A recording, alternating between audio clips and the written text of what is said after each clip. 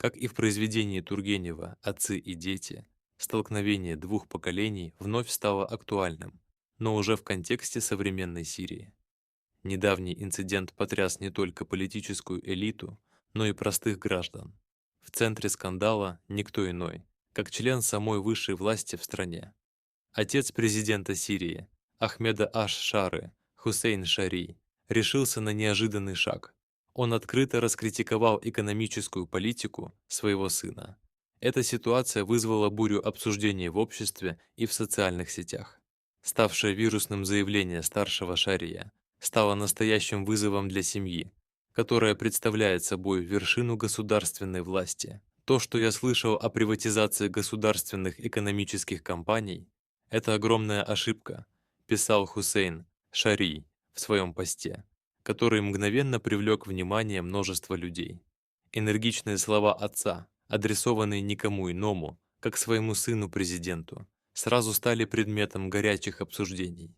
Для него приватизация – это не просто экономическая мера, а угроза национальному достоянию, которое было создано и поддерживалось на протяжении десятилетий.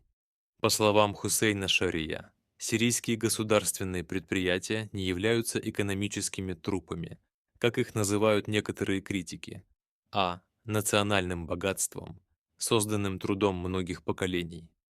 Он уверенно заявил, что если предприятия сталкиваются с убытками и коррупцией, то проблема не в самих предприятиях, а в безответственном и некомпетентном управлении.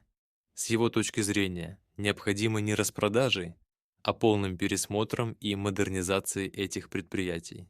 Нужно привлекать экспертов, улучшать качество продукции и обновлять технологии, а не просто продавать их, написал он.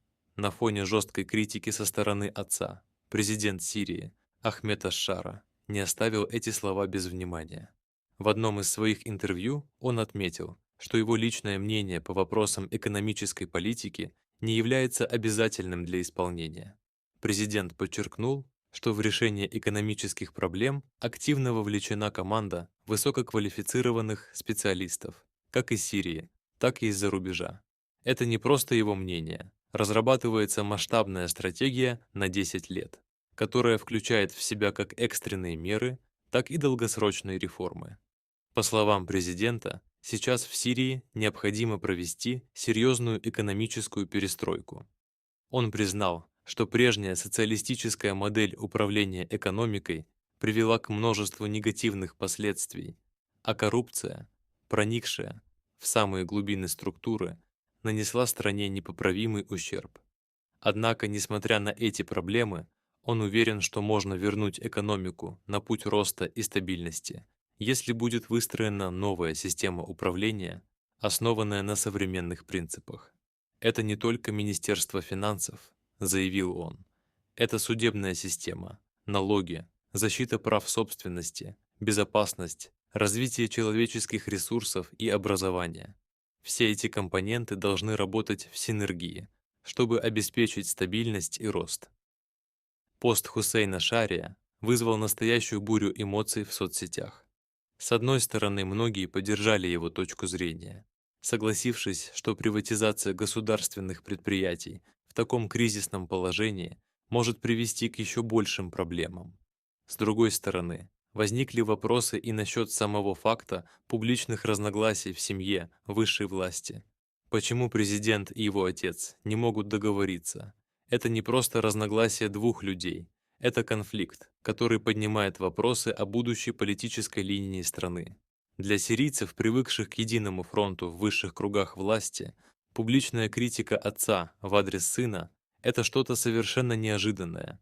Что это значит для Сирии? Возможно, это начало глубоких перемен в политической системе. Возможно, это сигнал к тому, что страна может стоять на пороге новой эры, где разногласия внутри власти станут нормой. Что будет дальше?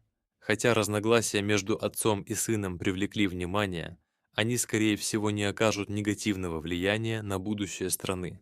Это просто нормальный процесс обсуждения важных вопросов, и такая открытость может только способствовать улучшению ситуации. Отец Шари предложил свою точку зрения, а президент, в свою очередь, обозначил свои планы на будущее. Важно, что оба готовы к диалогу и обмену мнениями. Сирия стоит перед важным этапом, и несмотря на все вызовы, есть все основания верить, что слаженная работа и поиск лучших решений приведут страну к восстановлению и процветанию. Даже в условиях экономических трудностей всегда есть шанс на перемены к лучшему, и, возможно, эти разногласия станут катализатором для создания более эффективных и современных подходов. Время покажет, но оптимизм в будущем – это то, что сейчас нужно стране.